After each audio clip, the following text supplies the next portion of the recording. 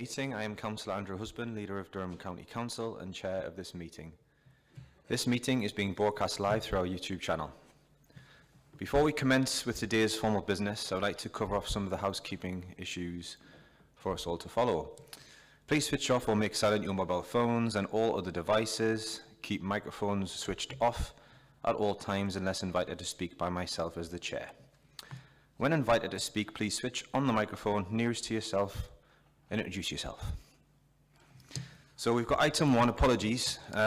Councillor Cathy Hunt on holiday and the opposition by the looks of it. Moving straight on item 2, public questions. We have received one question for today's meeting. The question is from Durham Taxi and Private Hire Association. Can I invite Mr. Anderson to ask the question that you submitted on behalf of the organisation, please? Thank you, Councillor. I'm Mike Anderson, Chair of the Durham Taxi and Private Hire Association. Does the Cabinet agree that to help Durham licensed small businesses reduce costs and grow, that the bus lanes and gates should be opened to all Durham County Council licensed hackney carriage and private hire vehicles? Thank you. So Councillor Tim McGuinness is just running a little bit late, so if you don't mind, I'll hand over to Michael Lang to answer the question. Thank you, Councillor Husband. So I'm answering this on behalf of Councillor McGuinness. I would like to thank Mr. Anderson for his question and would advise as follows. National legislation makes a clear distinction between taxis and private hire vehicles. In short, allowing private hire vehicles into bus lanes would be unenforceable and open to abuse. A private hire vehicle is only designated as such when on a booking, making it impossible for the council or police to verify legitimate use. Camera enforcement cannot determine whether a private hire vehicle is on a booking or being used for private use. Equally, many food delivery drivers are registered private hire vehicle drivers, which would potentially add further traffic volume and misuse. It's also important to recognise that bus lanes and bus gates are designated with specific road functions in mind, such as prioritising public transport, reducing congestion and improving safety for buses and cyclists. There are currently 14 bus lanes or bus gates within the county, and each restriction was assessed individually based on local traffic conditions, road layout and transport objectives. A blanket change to allow private hire vehicles would undermine this tailored approach, introducing inconsistency and reducing the effectiveness of restrictions carefully set for each location. This would result in slower buses and reduced reliability for public transport on key routes. For these reasons, bus lanes and bus gates will remain restricted to buses, cycles, and in some situations, hackney carriages, in line with national legislation and guidance and the specific road functions they are intended to serve. We are open to future discussion on this topic, but are fully committed to a data-driven approach and so cannot commit to actions without fully understanding the long-term costs and consequences. Hence, any such discussions will require detailed investigation, costing and modelling to support any changes. Members of the Licensing Committee have considered representations from the taxi and private hire trade regarding possible changes to the taxi policy. These suggestions are currently under review, and should any of the proposed changes lead to a possible change in the existing policy, they will be subject to a full consultation exercise. Councillor McGuinness would encourage Mr. Anderson to continue engaging with the taxi working group, who will be involved throughout the ongoing policy changes, as well as any future schemes relating to hackney carriages and private hire vehicles. Thank you, Councillor Husband. Thank you. So we'll move on to item 3, which are the minutes. Can I have a mover and seconder to the minutes of the meeting held on the 15th of October 2025? I'll move those, Chair. Thank you. Chair, I second. Thank you. Can we agree the minutes are a correct record? I can confirm that the minutes are agreed. Declarations of interest, item 4. Are there any declarations of interest in relation to any items on the agenda? Thank you. So before we move on to the next item, I would like to propose that we reorder the agenda so that we can deal with item 10, Regulation of Investigatory Powers Act 2000, Annual Review of the Council's Use of Powers, now, so that Councillor Howard Brown, who is seconding the report, can attend another meeting. Do you agree? Thank you. Can I invite Helen Bradley, Director of Legal and Democratic Services, to present the report? Thank you, Chair, and good morning, everybody. As the leaders just said, my name's Helen Bradley. I'm the Director of Legal and Democratic Services, and I am the Senior Responsible Officer for the Council's use of RIPA powers. The report presented today provides a summary of the Council's use of surveillance powers under the Regulation of Investigatory Powers Act 2000, referred to as RIPA for short, and the outcome of its annual review of the Council's corporate guidance. The Home Office Code of Practice for Covert Surveillance and Property Interference recommends that elected members review the Council's use of surveillance powers and set the policy at least once a year, and therefore we present this report to Cabinet round about this time on an annual basis. The Council is able to use RIPA powers to investigate criminal offences which have a maximum sentence of at least 6 months imprisonment or related to the underage sales of alcohol and tobacco, nicotine inhaling products, and also illicit tobacco products. The activity for 24-25 is set out in paragraph 15 onwards, and Cabinet will note that all of the RIPA activity for the year relates to the sales of illicit tobacco. And that activity is reported to the Corporate Overview and Scrutiny Management Board on a quarterly basis. The report sets out the arrangements that the Council has in place in relation to the oversight of the use of RIPA powers and to ensure that knowledge of relevant officers is kept up to date. In terms of the review of the guidance, we have a corporate guidance for officers' use, which is effectively a detailed manual in relation to the requirements of surveillance powers, and then we have a public abridged version that is published on the Council's website.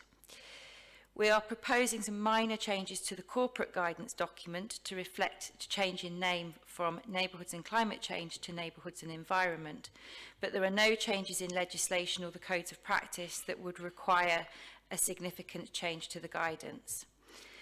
Following the consideration of the report and annual review at the Corporate Overview and Scrutiny Management Board on the 24th of October, we were also just asked to clarify the definition of a serious criminal offence because there was an inconsistency in how we presented it, so it does now reflect the legislation in that it's a maximum sentence of at least 6 months imprisonment. Corporate Overview and Scrutiny Management Board agreed to recommend that Cabinet approves the minor amendments to the guidance today. And therefore the recommendations are at paragraph 11 to note the Council's use of the RIPA powers, to note the review of the guidance and policy that's been undertaken, and approve those minor amendments that I've just referred to. Thank you, Chair. Thank you, Helen. I will move the report. And can I invite Councillor Brown, Cabinet Portfolio Holder for Adult and Health Services, to second the report? Thank you, Chair. And can I thank the Director of Legal and Democratic Services and her team for the report. As the report sets out under the Council's Regulation of Investigatory Powers Act 2000, our activity in the last year has concentrated on preventing the sale of illicit tobacco. Such illegal activity is linked to the cause of antisocial behaviour. It has harmful effects on the health and well-being of children and young people. The ability to use RIPA powers to investigate these criminal offences, educate retailers, and where appropriate to take enforcement action, which is crucial to improving the lives of our residents. I am happy to second the recommendation, Chair. Thank you, Councillor Brown. Are there any other Cabinet members wishing to speak? Does Cabinet agree the recommendations? Thank you. On to item 5, Local Council Tax Reduction Scheme 2026-27. Can I invite Paul Darby, Corporate Director of Resources, to present the report? Thank you, Chair, and good morning, everybody. As the Leader has said, I'm Paul Darby. I'm the Corporate Director of Resources for the Council. This report is further to the report that Cabinet considered back in July, setting out options to review and potentially change the local council tax reduction scheme for working age claimants next year, and the consultation that has subsequently taken place on those options. As Cabinet will be aware, from April 2013, local authorities have been required to develop and administer their own local council tax reduction scheme for working age claimants. Pension age claimants continue to follow nationally set rules based on the preceding council tax benefit system, and this ensures that all local authorities follow a consistent approach when it comes to pension age claimants. We have no discretion over the support provided to pension age claimants. The working age scheme has remained largely unchanged since 2013, and support is currently uncapped, with a potential 100% of the council tax liability being covered by the scheme, leaving the resident with no bill to pay. At the beginning of October, there were around 52,000 total council tax reduction scheme claimants, of which 32,200, just under 62%, are of working age. 81% of our working age claimants are on universal credit, and this is expected to increase to 96% by the end of the UC migration window into 2026. The options that were consulted on included proposals to introduce an income-banded scheme, consideration of introducing a cap on the maximum level of support to working age claimants, removal of the second adult rebate, which would be required if we did move to an income-banded scheme in any event, the introduction of a fixed level of non-dependent deduction, and a reduction in the capital limit in the means test calculations. These changes were aimed at simplifying the scheme and reducing its cost, both from an administrative point of view, but also in terms of the impact on council tax revenues. The limitations of the existing scheme are set out in detail in the report at paragraphs 45 to 55. The options that were considered as part of this review and subsequently consulted on, together with the position across the region, are set out at paragraphs 56 to 70. The public consultation that has been undertaken had 1,886 responses, and the consultation feedback is summarised in the report from paragraphs 71 to 161, with further detailed consultation feedback attached as appendices. The feedback supported the introduction of an income-banded scheme. If adopted, this would simplify the administration of the scheme, reduce printing and postage costs by reducing the amount of bills being issued to claimants, make the scheme simpler to understand, and mitigate against the increase in incoming work that would follow the migration to universal credit next year. The consultation feedback also supported the reduction in the maximum level of support, so that all working age residents are making at least a small contribution to the costs of council services. The feedback also highlighted the financial challenge residents could face and the need to balance any reduction in support with support now most financially vulnerable residents. The report highlights the financial impact for both the council and for residents should the maximum level of support be reduced, and highlights the wider implications and mitigations considered in line with this decision, including the impact on council tax collection rates, wider welfare support, and any impact on our customer services teams. The report recommends that the council tax reduction scheme for working age claimants is moved to an income-banded model next year, with the maximum support capped at 90%, that we introduce a standard non-dependent deduction of £10 per week for each non-dependent, and that we introduce a maximum capital limit of £10,000, which would be a reduction from the current £16,000 limit. These changes would generate around £2.2 million in additional council tax income earning potential for the council, and would see all working age residents with a liability to pay towards their council tax. This would equate to a minimum payment of around £162 for a resident on 100% council tax reduction now and reside in an unparished area. Consideration has been given to ensuring adequate support is provided to those claimants who have received a terminal illness diagnosis and consequently are likely to pass away due to the disease in the following 12 months. As such, a further recommendation in the report is that the uncapped level of support continues to be provided in these circumstances. The proposed changes to the working age council tax reduction scheme set out in this report will make the scheme fairer, simpler to administer, easy to understand, and see all working age residents contribute to the cost of council services. An equality impact assessment shows that Peterlee, Stanley, Bishop Auckland, Sherburn and Seaham are the areas most likely to be impacted by this change due to the larger proportion of council tax reduction scheme caseload residing in these areas. There are some case studies attached to Appendix 6 that seek to draw out the implications of these decisions. This report will go to Corporate Overview and Security Management Board on the 1st of December, and their comments will be factored into the report that will go to full council on the 10th of December, where changes to the Working Age scheme will need to be approved, as ultimately decisions on this scheme are matters reserved for full council. Any changes to the Working Age scheme will be implemented from the 1st of April next year, and following approval by council, officers will ensure that appropriate systems changes are made and that those affected are informed in advance of receiving their council tax bills for 26-27. Chair, the recommendations are set out in paragraph 27. Thank you. Thank you, Paul. Can I invite Councillor Lyons, Cabinet Portfolio Holder for Communities and Civic Resilience, to move the report? Thank you, Chair. Can I thank Paul and his team, particularly Vicky Murray and Patrick Hetherington, for all their work in pulling together this report following the extensive consultation that has been undertaken. Local council tax reduction provides valuable support for many financially vulnerable residents. However, the current style of the scheme and the increased speed of migration to universal credit has resulted in complexities for residents utilising the scheme, and administration has become unsustainable. With income and work, printing and post costs, and the amount of council tax bills a claimant receives all increasing year on year.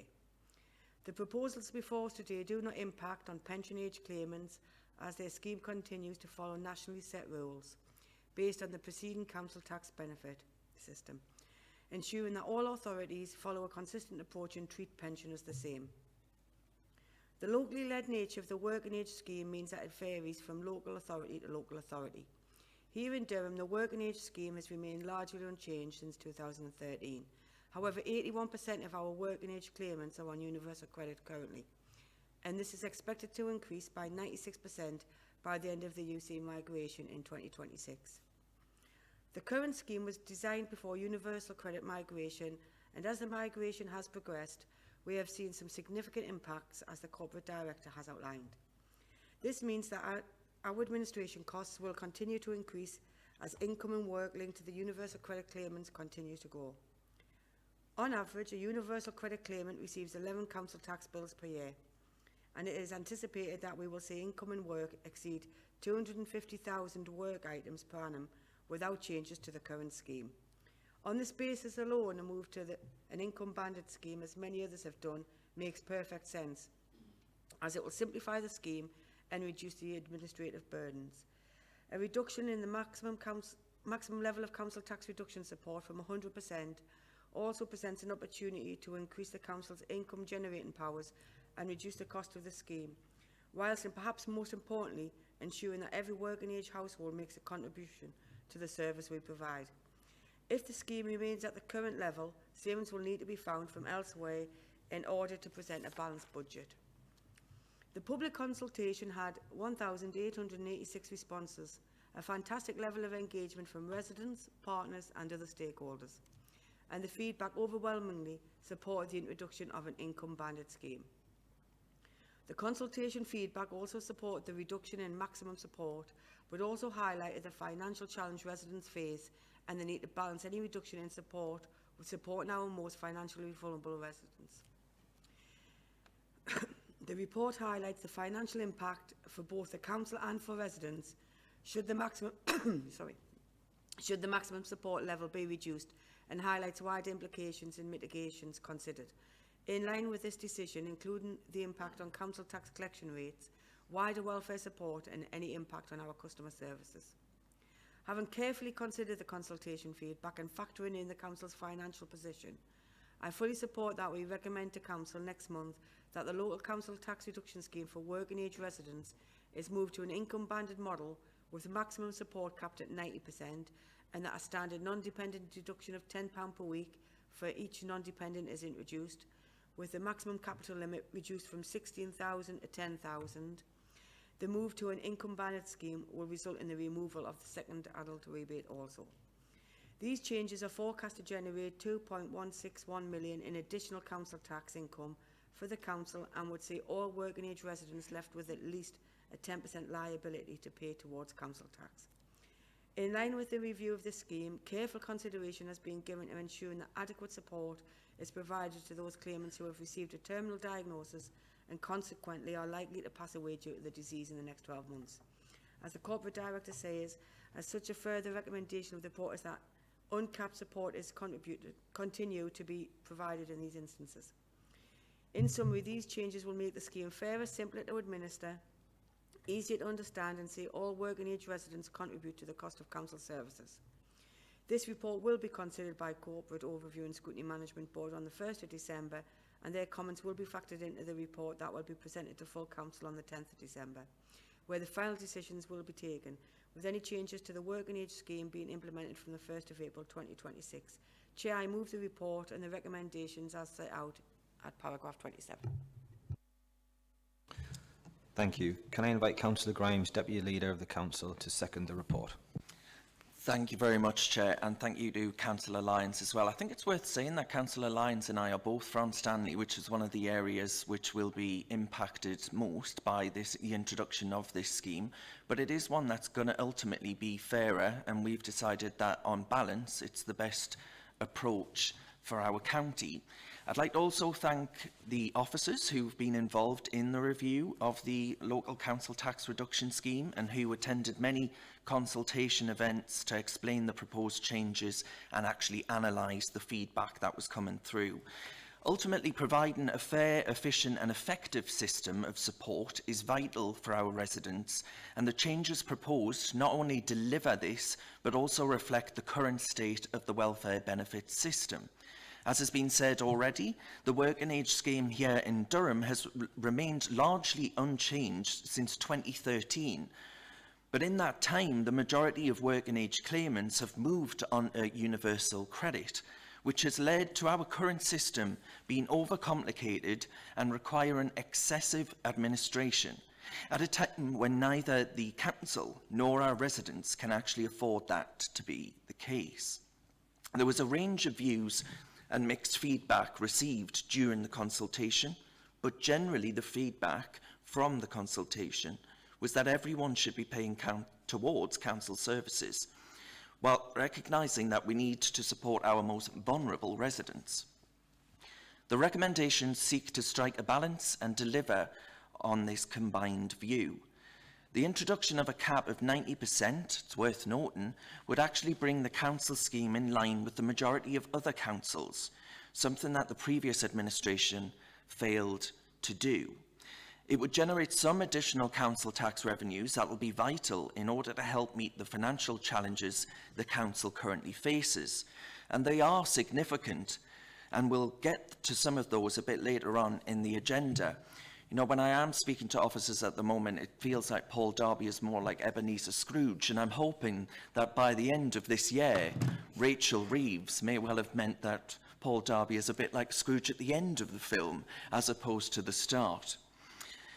I fully support the other changes to the scheme, the standard non-dependent deduction and the lowering of the capital limit to £10,000, and the proposals to continue with uncapped support to our most vulnerable residents, and those, of course, with terminal cancer diagnosis.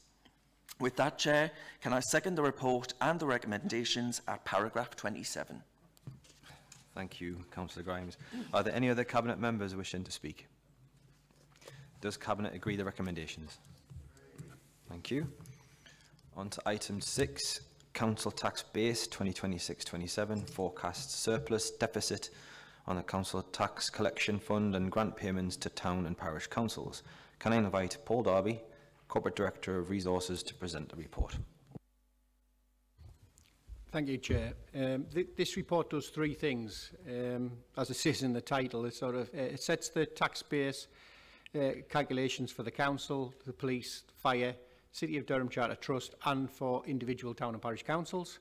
It seeks to declare the projected surplus or deficit on the Council Tax Collection Fund at the end of this year, so this can be taken into account in budget setting for 26-27.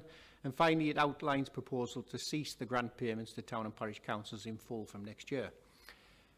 The tax-based calculations are prescribed in legislation, and the calculations for 26-27 factor in the proposed changes to the Council Tax Reduction Scheme we have just considered.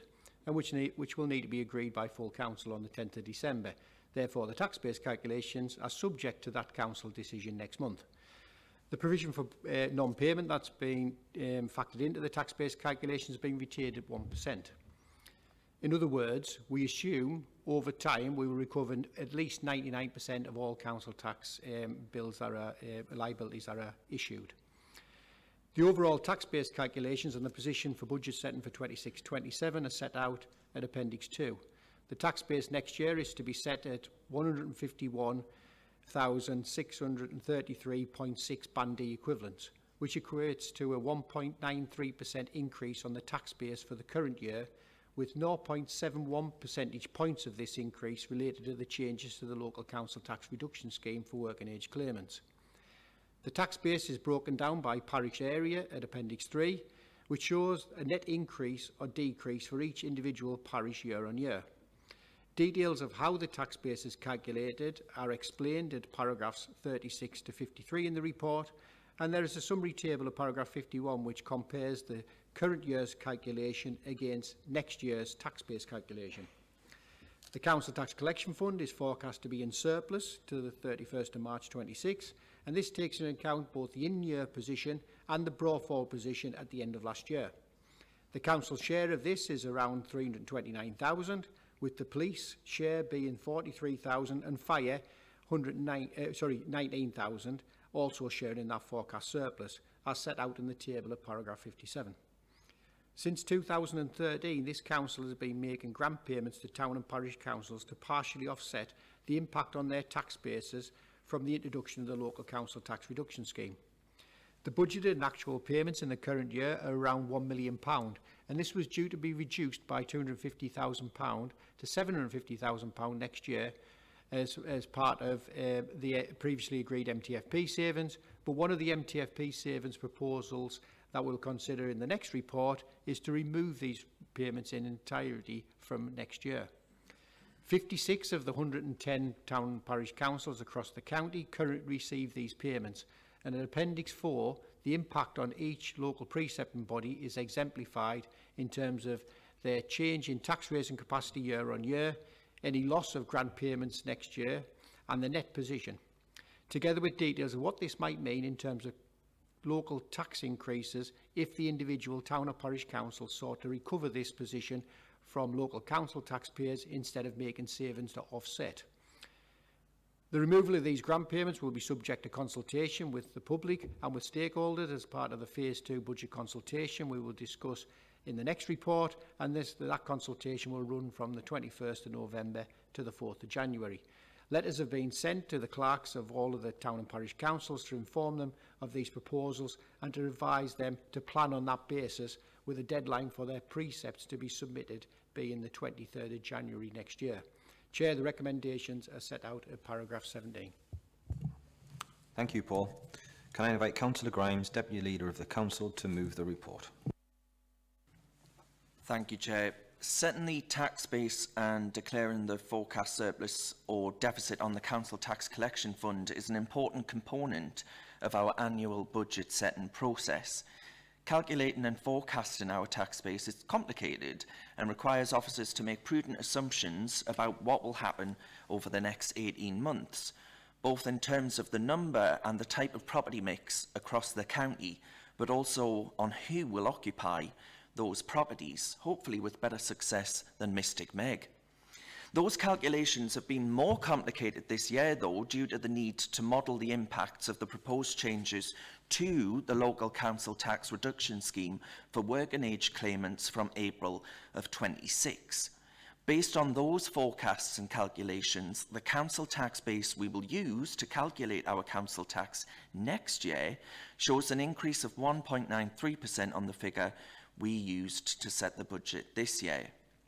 As I've outlined previously, and which we've lobbied the government on, this council suffers from a low council tax base and therefore has limited council tax raising capacity compared to many other areas. The report before us today exemplifies that very point. Members will see that 82.7% of all domestic properties across County Durham are in bands A to C, which is well above the national average of 65.2%. This places us at an obvious disadvantage compared to other authorities with higher proportions of properties in higher council tax bands in terms of our tax raising capacity. Put simply, we can't just generate sufficient income from increases in our council tax on an annual basis to meet our basic unavoidable inflationary pressures, let alone meet escalating demand or investment in improvements which increases our reliance on central government funding. Many people in our county believe that it is council tax which funds the council's services in its entirety.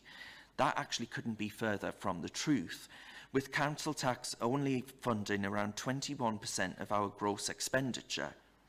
Expenditure which is dominated by statutory social care services, services that the vast majority of people who live in the county, thankfully, will have no direct experience of.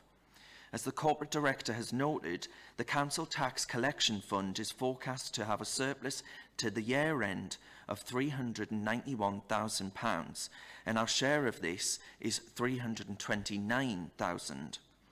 This report seeks to formally declare the forecast surplus based on the position to September and provide some certainty in advance of the statutory deadline of 15th of January.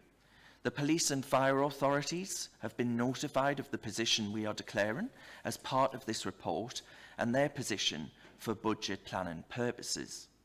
The report highlights that we are making around £1 million of grant payments to local town and parish councils this year, and this was due to reduce by £250,000 to £750,000 next year as part of our MTFP savings strategy agreed by the previous administration. It's not a statutory requirement to make those payments, and the vast majority of other councils don't make those payments. And on that basis, and in recognition of the significant financial challenge that I don't believe can be overstated, and that this council is facing right now, we're proposing to remove these payments entirely from April of 26, so that town and parish councils can become self-sufficient and not dependent on the county council for support. The removal of these payments is subject to consultation, of course, which will commence next week and run until January.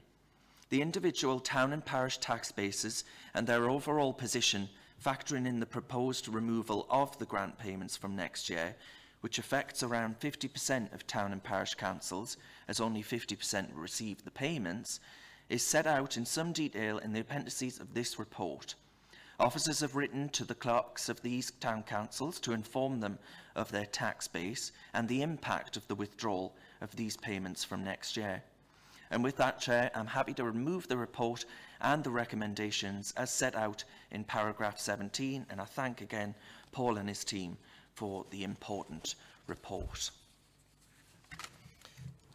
Thank you. Can I invite Councillor Lyons, Cabinet Portfolio Holder for Communities and Civic Resilience, to second the report? Thank you, Chair. Can I add my thanks to those of Councillor Grimes, to Paul and his team for this report. The report is quite technical and complex, but its contents are an important element of our budget setting process. The policy changes proposed in terms of the local council tax reduction scheme for working age claimants next year have been factored into these calculations, so the tax base we will agree today is subject to full council agreeing to the changes to the local council tax reduction scheme on the 10th of December. Whilst the tax base will be 1.93% higher next year compared to the current year, as Councillor Grimes has identified, our council tax raising capacity continues to be inhibited by having a low tax base in comparison to other areas. With a much higher proportion of properties in the lower council tax bands here in County Durham than elsewhere, the forecast council tax collection fund surplus declared in this report is in line with the Q2 forecast of outturn we will consider at Cabinet on the 17th of December, and I'm sure our colleagues in the police and fire will welcome the certainty of declaring the position now, which will assist them in their budget preparations. We are not obliged to, and indeed the majority of the councils do not support town and parish councils through grants. Indeed, only 56 of the 110 town and parish councils across the county receiving these payments currently with 30 of these receiving less than £1,000 and 7 accounting for 79% of the circa 1 million of grants being paid in the current year. Maintaining this position in the face of the financial challenges we face is simply unsustainable, which is why we are proposing, subject to consultation, to remove them from next year. With that, I am happy to second the report and ask Cabinet to agree the recommendations set out in paragraph 17. Thank you. Are there any other Cabinet members wishing to speak? Does Cabinet agree the recommendations? Thank you. Item 7, Medium-Term Financial Plan 2026-27 to 2029-2030. Can I invite Paul Darby, Corporate Director of Resources, to present the report? Thank you, Chair. This report does two things. It provides Cabinet with some updated and amended financial forecasts, building on the estimates that were set out in the report to Cabinet in September, and specifically taking into account the escalating budget pressures in children looked after placement costs. Secondly, it sets out details of some new savings proposals that have been developed and which will require consulting on, and what that consultation will be, running from the 21st of November to the 4th of January. The financial forecasts have been updated in a number of areas, but we still await a number of key announcements. Some of those will be given in the Chancellor's budget on the 26th of November, and in the coming days we're expecting a policy statement to be published by the Government, which may give us some more clarity on the proposals in terms of the fair funding review. But crucially, we still await the local government finance settlement being published later next month. It's expected that we won't therefore know our funding position for next year until week commencing the 15th of December.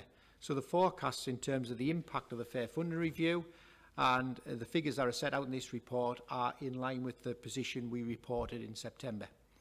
As Cabinet will see, our underlying position before we consider any council tax increases or factor in any new savings proposals is around £11.9 million worse across the next 4 years, with £8.3 million of this falling into next year when compared to the forecasts we set out in September. The changes to the forecasts are set out in some detail in paragraphs 62 to 103 in the report, with the children looked after placements budget requiring an additional £18.2 million of investment, £13.6 million of this in next year, when compared to the figures we set out in September. These pressures are being driven by increases in both the numbers of looked after children, but also, and more crucially, by the complexity of them, with much more children requiring specialist residential care services as part of these forecasts. As the report outlines, there is significant work being undertaken to manage demand and suppress the cost pressures in this area through the Children's Sufficiency and Durham Care Strategy, which is forecast to deliver cost avoidance and mitigations totalling £7 million next year and £31 million across the next 4 years. There is a summary table at paragraph 104, which shows the updated MTFP forecasts, with the MTFP model, the detailed model, appended at Appendix 2, and at paragraph 105 there is a table setting out the movement and changes in the estimates between these set of figures and the figures that were reported in September. From paragraph 106 onwards, there is an overview of the new MTFP 16 savings proposals that are set out in detail at Appendix 3. These new savings are summarised and analysed by service grouping and by type at paragraphs 109 and 110, with more details included in the paragraphs 115 to 153. An impact assessment of the savings proposals is set out at paragraphs 161 to 182. Once these new savings proposals are included in the overall position is summarised at paragraph 183. This shows that we have a budget deficit, assuming no council tax increases, of £18.464 million next year and just under £72.1 million across the MTFP 16 planning period. At paragraph 188, just as we did in the September report, we have exemplified what the position would be if council tax increases of 2% per annum, 3% per annum or 5% per annum were ultimately applied, with the government, just as the previous government did, expecting us to increase council tax by 5% per annum to help fund statutory social care services. The report also exemplifies what this might mean in terms of headcount reduction should increases in council tax not be applied, and if additional savings need to be delivered through further downsizing of the council's workforce if instead. There is an update on the development of the transformation programme at paragraphs 192 to 199, with further detail to follow in future reports. The updated budget setting timetable is set out at paragraph 200, and at paragraph 201 there is a detailed risk assessment with the key issues related to the unknown impacts from the Chancellor's budget next week, including where the national living wage will be set, and equally as importantly, the fair funding review outcomes, which are still to be finalised.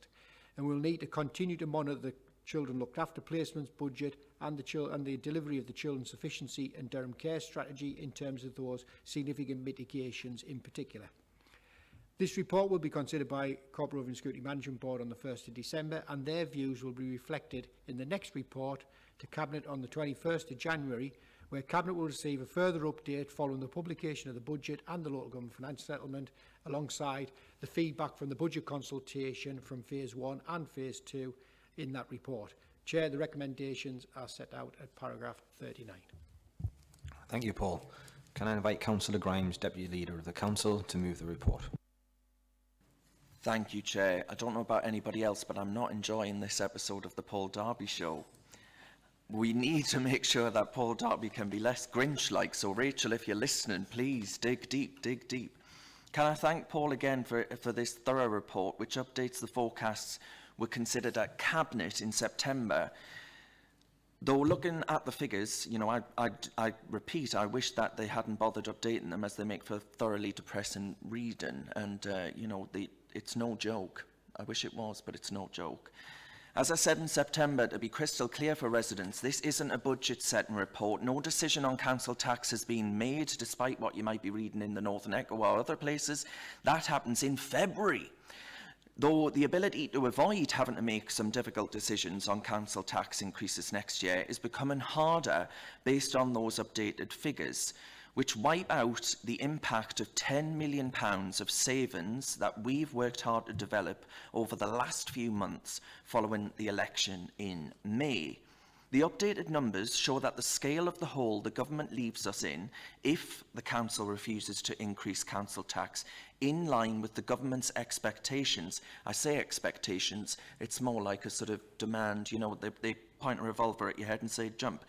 They set out in this report that those £10 million in savings, despite them, with no council tax rise, we would face an £18.5 million gap next year and around £72.1 million over the medium term. That is obviously not financially sustainable.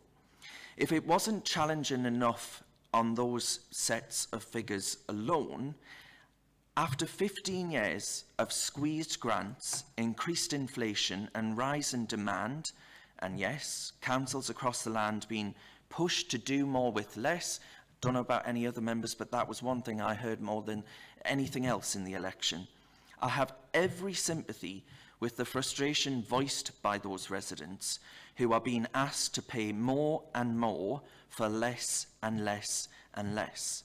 How much does the government genuinely believe it can wring out of authorities, and how much more of their underfunding of the problem issues that we have do they want to continue to pass on to the backs of hard-working, hard-pressed local council taxpayers?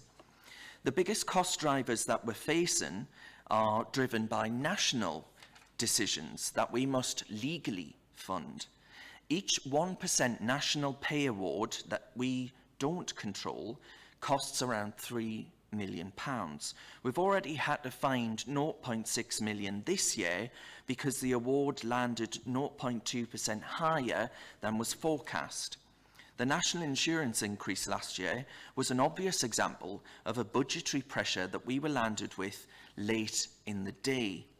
The national living wage uplift flows straight through our adult social care contracts, £10.4 million extra next year alone. I mentioned that we found £10 million of new saving proposals. Well, there's that gone.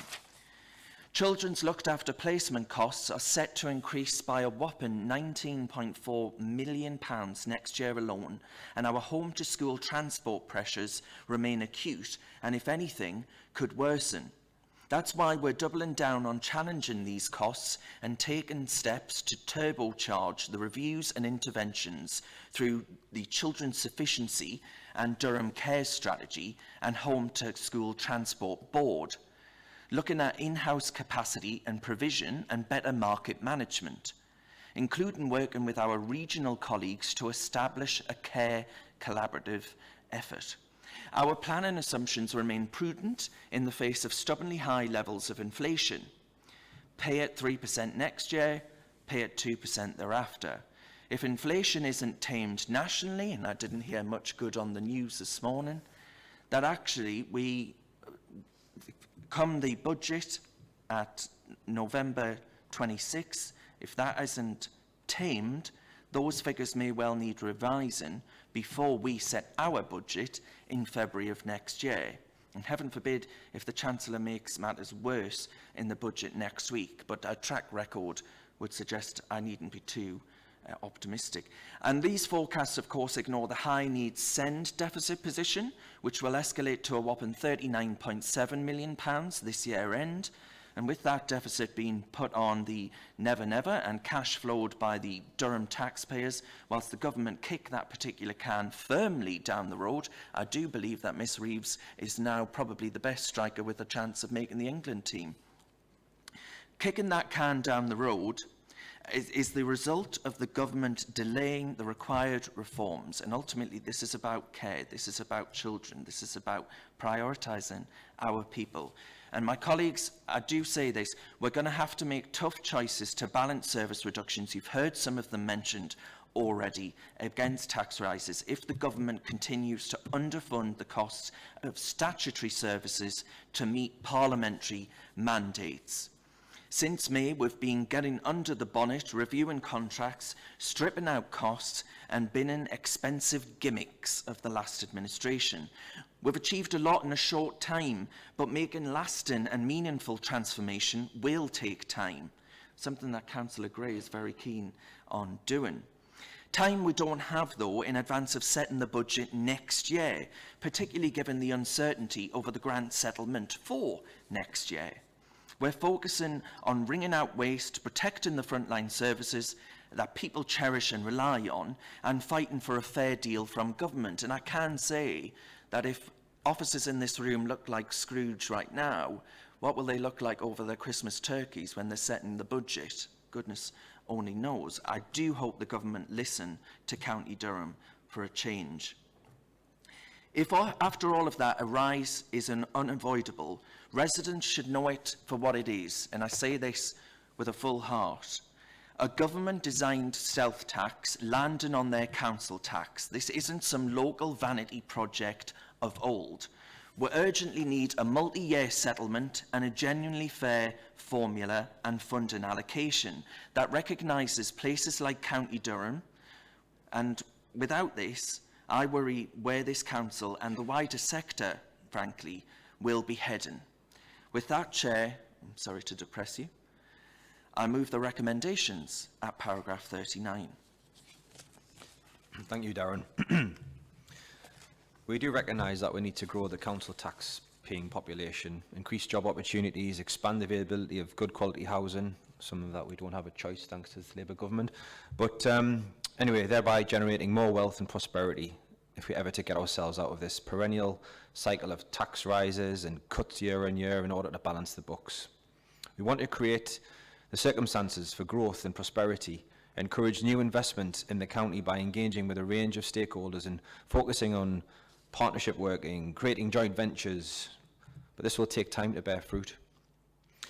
As has been outlined, and despite the development of circa £10 million of additional savings proposals, which really won't go that far, we're publishing these for consultation. The updated MTFP forecasts and the scale of the challenge we will face in balancing our budget next year remains extremely challenging at this time. Our budget is dominated by unavoidable cost pressures driven by national policy decisions, decisions around national living wage, around the statutory requirements we've got to adhere to in terms of social care and special education needs and disability-related services, and on home-to-school transport, matters we have limited, if any, influence over at this time. We are hamstrung by the current funding arrangements, which work against authorities like ourselves, who are challenged by a low tax base, low tax raising capacity, yet face increased costs as a result of its higher level of deprivation and unemployment and lower average earnings and house prices. The spending pressures in our statutory social care services, in particular on children's social care, it's placing a huge unavoidable strain on our budgets next year and beyond. It is exactly why we declared a care emergency in Council in July this year. The reality is that the current system is broken and only a national intervention can fix it. We were in London just recently in a press conference talking about exactly this. The budget forecasts do not include any vanity projects, as Councillor Grimes has identified, and all new spending commitments from this administration. They only include unavoidable and absolutely essential spending commitments. Local government funding levels in 2026, 2027 and beyond still remain uncertain at this late stage, as we await the budget on the 26th of November and the publication of the local government financial settlement. We want value for money for local residents for every pound the council spends, but savings and efficiencies will only go so far. As we stand, assuming we do not increase the council tax over the next 4 years, we face, and it's been said several times now, 18.5 million challenge to balance the budget next year, a further 17.8 million challenge the year after that, with a 72.1 million challenge in total forecast across the next 4 years. I mean, we are working behind the scenes, longer-term strategies, the incinerator project, for example, the huge savings there, that will kick in 2029 and beyond. So the longer-term view, we are making tracks. It's these next 4 years where it's all hands on deck, all hands to the pumps. The report exemplifies the impact on our budget position, from increasing the council tax at varying different levels up to government's preferred and expected, and may I well say demanded, level of 5% per annum, but it's something we would like to avoid if possible. The report sets out details of the consultation and the new savings proposals that are included in the report, and a clear path for settling a balanced budget in February next year. Rest assured, we want to transform the council to make it more efficient and effective, and we will do that. And just to go back, reference in football terms, Richard Tice made the point that we're 12 minutes into a 90-minute match, and it's fair to say we're dominating possession. In fact, the opposition aren't even here. They haven't even had a touch of the ball today. We're getting shots on target, but let's see where we are at half-time at least. We will need to reserve judgment on the council tax increase position until we've seen the financial settlement. Hopefully the government has been listening to the case for additional funding that we have put very clearly to them. Let's see if the fair funding review is actually fair. With that, I am happy to second the report and the recommendations set out at paragraph 39. Are there any other Cabinet members wishing to speak? All I would like to say is these are recommendations within the report. Further work and consultation will be required, particularly around the parking element. And just to make that clear, this is not an agreement to implement at this stage. Does Cabinet agree the recommendations? Thank you. On to item 8. Thank you, Councillor Brown. At Councillor Grimes' request, we'll have a different speaker for this question. No offence. Can I invite Simon Moss to cover County Durham Partnerships update? He is the Corporate Policy and Partnership Manager to present the report. Thank you, Chair. Good morning, everyone. I'm here today to give you the biannual updates on the work of the County Durham Partnership, a partnership that brings together people from across the public, private and voluntary sectors to work together and make life better for our communities. Since our last report in March, we've made good progress, and some of the partnership's achievements are outlined in the report. Everything we do is focused on the 3 ambitions from the County Durham Vision for 2035, which are more and better jobs, people live long and independent lives, and connected and supportive communities. Reflecting on the many national, regional and local changes since the vision was agreed in 2019 and our shared desire to empower communities, the County Durham Partnership Board has initiated discussions around a review of this vision and the objectives that underpin it. Since the last report, we've also had the Local Government Association Peer Challenge. The team visited Durham between the 7th and 10th of October and spoke to partners as well as members and staff. We await their detailed feedback, but their initial findings recognised our commitment to continuous improvement across the partnership. A full report of the peer review findings will come back to Cabinet within the next few weeks. The partnership report details a new funding programme to support community groups and organisations across County Durham. The Thriving Together programme offers funding to support a more sustainable voluntary and community sector, ensuring the delivery of essential support for residents. Another success is our Fun and Food programme that provided healthy meals and fun learning activities during the Easter and summer school holidays. Working with partners in the voluntary and community sector, the private sector, schools and council services, including family hubs and leisure services, we recorded almost 50,000 attendances on 275 projects by over 5,000 children and young people. These activities help children learn new things, grow in confidence and have fun. With that, I ask that Cabinet consider the recommendation to note the report. Thank you, Simon. Are there any other Cabinet members wishing to speak? Can I ask Cabinet to note the report? Thank you. Item 9, Apprenticeship Strategy 2025 to 2028. Can I invite Paul Darby, Corporate Director of Resources, to present the report? Thank you, Chair. This report sets out for Cabinet consideration and approval the third iteration of our apprenticeship strategy covering the period 25 to 28. The updated strategy and action plan is attached to the report at Appendix 2 and is based on the LGA best practice model. The overall aim of this strategy is to develop and grow a skilled workforce through apprenticeship opportunities that support career progression and meet the Council's future needs. The strategy details what we want to achieve as an employer and the positive actions that we will take to increase the number and range of apprenticeships and to support apprentices into sustainable employment, something which we have a good track record of, with over 70% of apprentices securing employment with the Council following their apprenticeship. The report sets out some of the notable achievements by our apprenticeship programme and by our apprentices over recent years, and how this strategy supports the wider workforce strategy by focusing on attracting and retaining the very best talent to enable the Council to benefit from a skilled, motivated and flexible workforce to deliver high quality services to our communities. Chair, the recommendations are set out at paragraph 10. Thank you, Paul. Can I invite Councillor Grimes, Deputy Leader of the Council, to move the report? Thank you very much, Chair, and thank you to officers for the preparation of this report as well.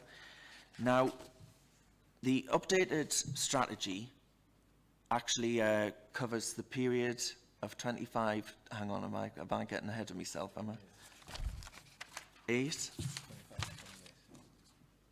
Where am I? Oh yeah, I am. I'm on the right bit. You had us doubting myself. And is an integral component of our workplace strategy, building on the strong foundations and achievements over the last 6 years since this first strategy was adopted in 2019. Apprenticeships are central to how we attract, develop and retain talent. In fact, we've got a few of them in very senior posts in this authority. They help actually build a skilled, motivated and inclusive workforce, while also supporting our communities through employment and learning opportunities. Since 2019, we've created 950 new apprenticeships and provided 1,140 upskilling opportunities, working with 53 training providers across 139 standards. Nearly 3/4 of the apprentices we've recruited have been retained in council employment, with others finding jobs elsewhere and some returning to full-time education. And our programme has earned national recognition, including multiple awards and inclusion in the government's top 100 apprenticeship employers list. Of the apprentices recruited by the Council in 2025, nearly 90% are County Durham residents, and I love that stat. The updated strategy is structured around 6 pillars from the Local Government Association's Apprenticeship Maturity Model. It's a bit of a mouthful, isn't it, Chair? Which acts as a best practice guide to our approach to embedding apprenticeships across the Council, ensuring high quality experiences and outcomes for all participants. The report sets out how we are also responding to changing national policy, including reforms to the Growth and Skills Levy and new funding criteria for Level 7 apprenticeships. In summary, Chair, the strategy is about creating pathways, empowering individuals and building a future-ready workforce here in our county. It reflects our open values and our commitment to being an employer of choice, to reforming the Council and supercharging our local economy. I therefore move the recommendations set out at paragraph 10 of this report. Thanks, Chair. Thank you, Councillor Grimes. Can I add my thanks also to the officers for preparing this report? Apprenticeships are central to how we attract, develop and retain talent. The updated apprenticeship strategy seeks to build on the successes we have achieved to date since the first strategy was adopted by this Council in 2019, with the evidence showing we have a high retention rate and the quality of this scheme and our apprentices consistently recognised by the regional and national awards that we've won. We can look no further than the Chief Executive and the Corporate Director of Resources as 2 examples of what the opportunity of an apprenticeship in local government can lead to. Both of these guys started out as youth training scheme apprentices many years ago, I understand. What are you laughing at? Rude. Excuse me. It is important that we continue to invest in our workforce for the future, attract new talent into the Council and grow our own highly skilled workforce where we can. And in doing so, continue to maximise the use of the apprentice levy and ensure we get back out what we've contributed to it. I therefore formally second the report and the recommendations set out at paragraph 10. Thank you. Are there any other Cabinet members wishing to speak? Does Cabinet agree the recommendations? Thank you. So we'll move on to item 11, exclusion of the public. Cabinet is asked to move a resolution to exclude the press and public, and can I have a mover? Can I move to exclude press and public, Chair? And has our seconder arrived? Just about. I'll second, Chair.